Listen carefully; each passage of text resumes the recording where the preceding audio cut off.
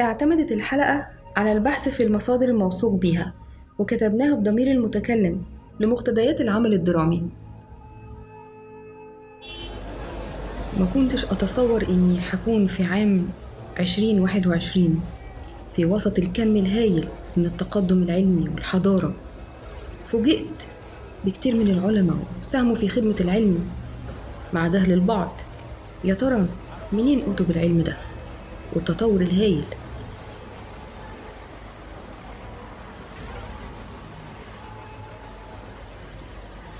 مشيت في الشوارع العامرة بالتطور، فوجدت شاب كان جالس كان بيقرأ عن علماء الغرب وإنجازاتهم.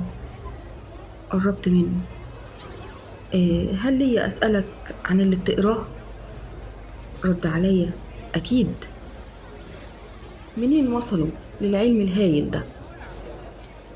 فرد عليا: قاموا بالأبحاث والدراسات لحد ما وصلوا لكل العلم ده والتطور، ولهم الفضل في كده. يا ريت كان حد من العرب له العلم ده. يا ابني، العرب هم اللي خرجوا العلم للعالم. العالم كله ظلمونا كتير، وقالوا علينا عصر مظلم، بالرغم إن عصرنا هو العصر الذهبي. مننا خرج علماء وأطباء وفلاسفة. إيه، ممكن أعرفك أنا مين؟ يمكن تغير رأيك. اتلمست على إيد كتير من العلماء والأساتذة المشهورين في دمشق. في الوقت ده اتعلمت العلوم العربية والمنطق والفلسفة والأدب والفقه واللاهوت منهم، ولقبوني بالمصري وابن سينا التاني لحبي وولعي الكبير بيه، وعرفوني بلقب مكتشف الدورة الدموية الكبرى وعبقري الطب العربي والقرشي وغيرها كتير من الألقاب.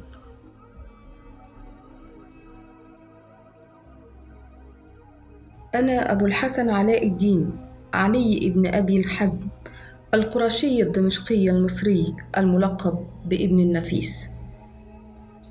تعالوا أحكي لكم إزاي بدأت رحلتي. اتولدت في مدينة القريشية أو قرش، وهي واحدة من قرى دمشق، في عام 1210 ميلادي الموافق 607 هجري. أنا طويل القامة، ذو جسم ووجه نحيف وذو مروءة عالية، دايم التأمل والبحث، متعطش ومحب للعلم والاطلاع. لما بلغت سن 16 قررت إني أسيب القرية وأنوي الرحيل إلى دمشق بقصد دراسة الطب في البرمستان النوري. بالفعل رحت على دمشق. هناك اتقابلت بالسيد مهذب الدين عبد الرحيم اللي كانت شهرته الدخوار. كان الدخوار أو مهذب الدين عبد الرحيم كان طبيب لأمراض العيون في المستشفى النوري الكبير.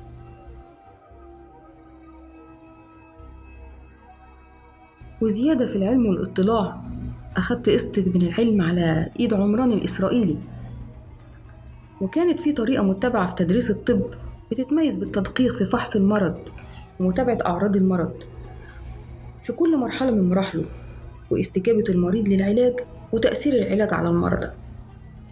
كانت المناقشة والبحث بين الأساتذة والطلبة هي الطريقة المتبعة عشان اللي عنده معلومة أو ملاحظة يقدر يقدمها، ودي بتتسمى بالطريقة الإكلينيكية أو اللي معروفة في وقتكم بالطب السريري، وهي طريقة عملية في تعليم الطب تعتمد على فحص المرضى ومعالجتهم في وجود الطلبة. ومرت السنين، سنين طويلة، 10 سنين في دراسة الطب.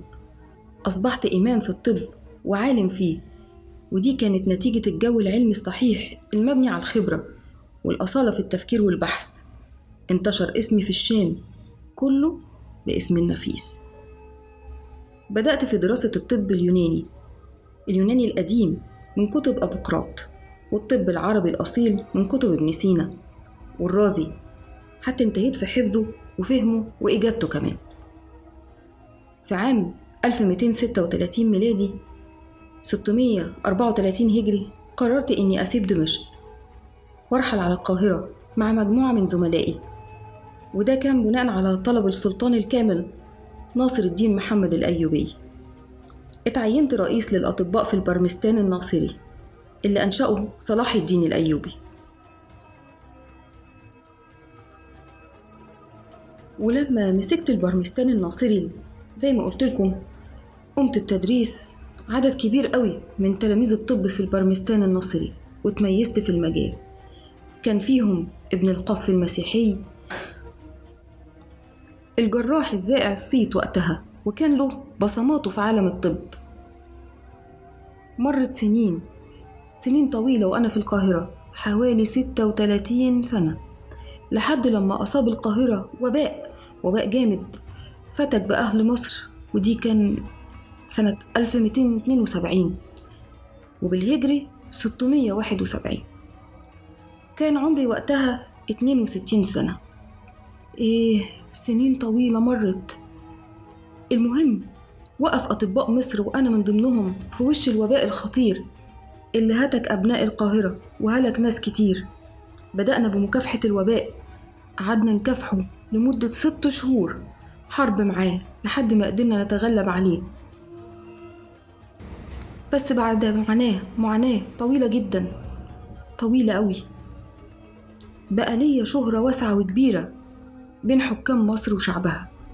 لقبوني ساعتها بلقب المصري، وكسبت وقتها مال كتير وشهرة واسعة. بعد ما اجتازت الأزمة وعديناها، بنيت بيت واسع زي القصر في القاهرة، فرشت أرضه بالرخام وقمت بفرشه فرش فاخر. لأ، وزودته بمكتبة ضخمة كبيرة فيها كتب نادرة وقيمة عشان يتزود بيها أهل العلم.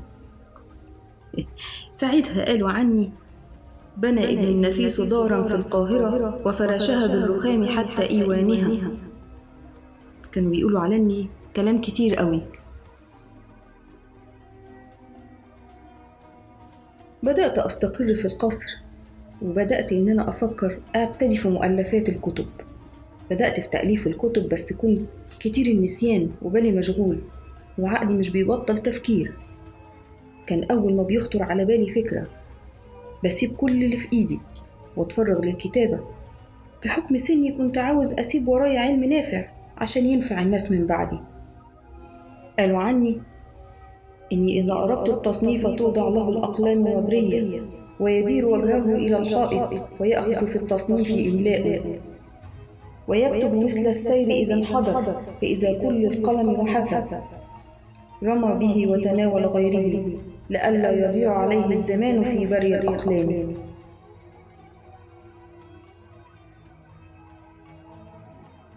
بعدها خدت قراري بإن أنا أبتدي في تأليف الكتب. بدأت بتأليف كتاب اسمه الشامل في الطب، مجلد ضخم حوالي 80 جزء. أردت فيه تجميع كل ما وصل إليه الطب في عصره. ومؤلف تاني ضخم خططت بإن أجعل الكتاب ده موسوعة فيها 300 مجلد، لكني ما انتهتش منه في غير سوى 80 جزء منه بس، وده علشان سبب مرضي. وعلى فكرة يا ابني، المخطط ده موجود حاليا في دمشق. وكتبت مؤلف تاني سميته المهذب في الكحل المجرب، وهو كتاب في أمراض العيون وعلاجها، وبرضو المخطوطة دي موجودة في الفاتيكان في روما حاليا. وعملت واحد تاني اسمه شرح تشريح القانون لابن سينا، وهذا هو من أهم مؤلفاتي الطبية، يشرح اكتشافي في الدورة الدموية الصغرى. ووراء اكتشاف الكتاب ده صدفة غريبة جدا في عصركم الحديث، استنى ما أحكي لك عليها.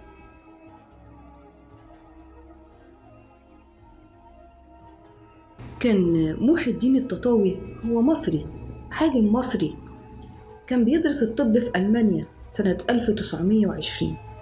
خلال قراءته المخطوطات العربية في برلين اكتشف بالصدفة مخطوط عنوانه شرح تشريح القانون. اهتم بدراسته وضمن بكده موضوع رسالة الدكتوراه بتاعته في ألمانيا. كان موضوعها الدورة الدموية تبعا للقرشية. ذهل أساتذته والمشرفين عليها كانوا من عدم التصديق ليه، والجهلون باللغة العربية. المخطوط كان مكتوب بالعربي. أرسلوا نسخة منه ومن الرسالة إلى الدكتور ماير هوف، الطبيب المستشرق الألماني، كان مقيم في القاهرة في الوقت ده.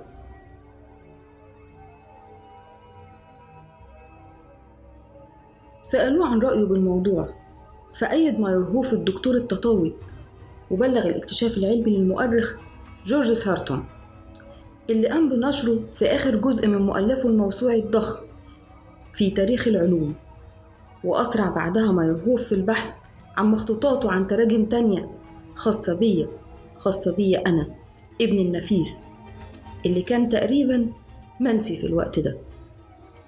بعدها نشر بحوثه في عدة مقالات، وبكده رجع نجمي يلمع أنا ابن النفيس العربي، رجع يلمع ويطلع للسطوع واللمعان من جديد بعد إن كان دفن لمدة 7 قرون.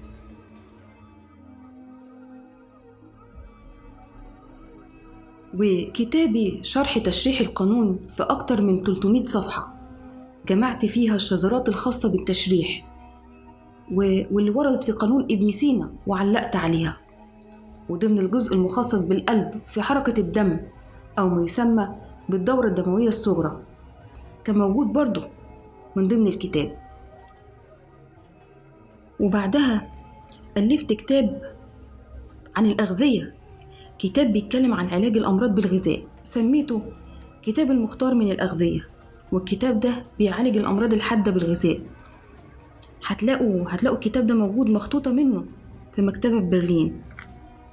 وبعدها عملت فصول أبوقراط، ده كتاب كرسته لشرح أشهر كتابات أبوقراط وموجود في مكتبات كتيرة جدا، برلين وأكسفورد وباريس، وموجود برضو في مكتبة في آيا صوفيا في تركيا، واتطبع منه تقريبا في إيران سنة 1881 ميلادي.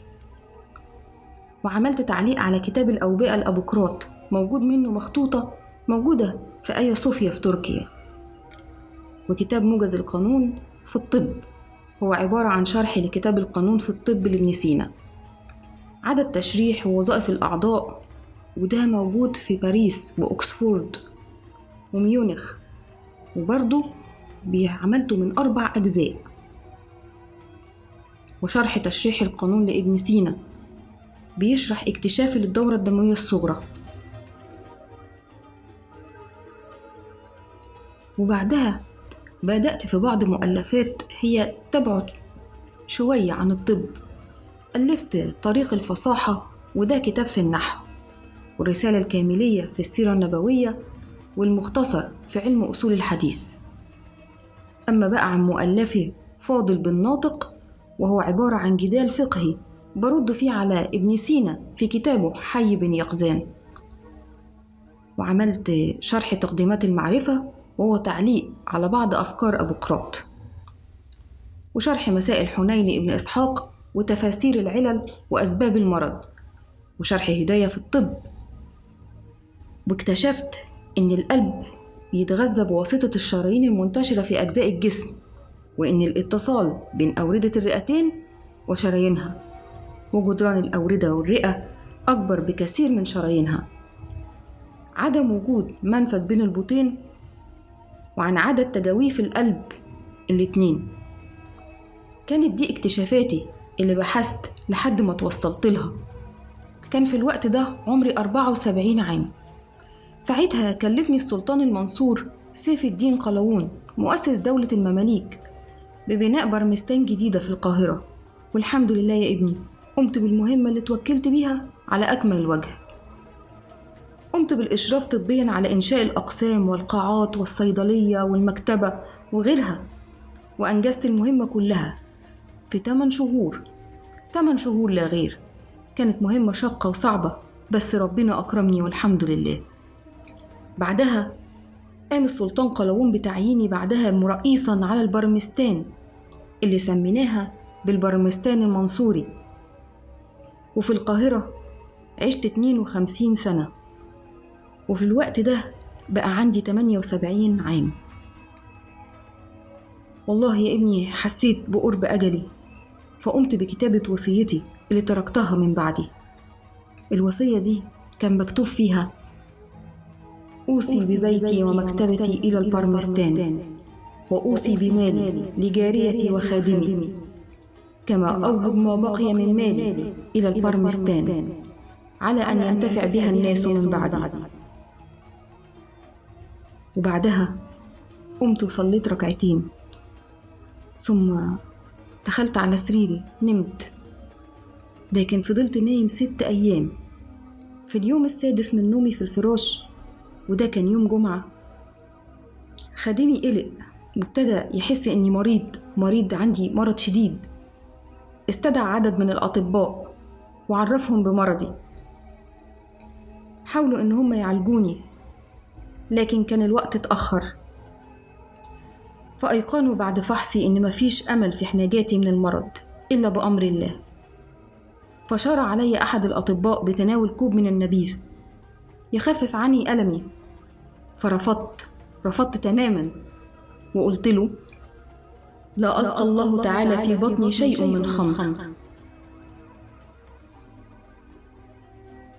وفي منتصف ليل الجمعة 21 من ذي القعدة عام 685 الموافق 6 من فبراير 1287، خرجت روح ابن النفيس الطاهرة لتلقي ربها رحمة الله عليه، جعل علمه وتقواه شفيعا له عند الله.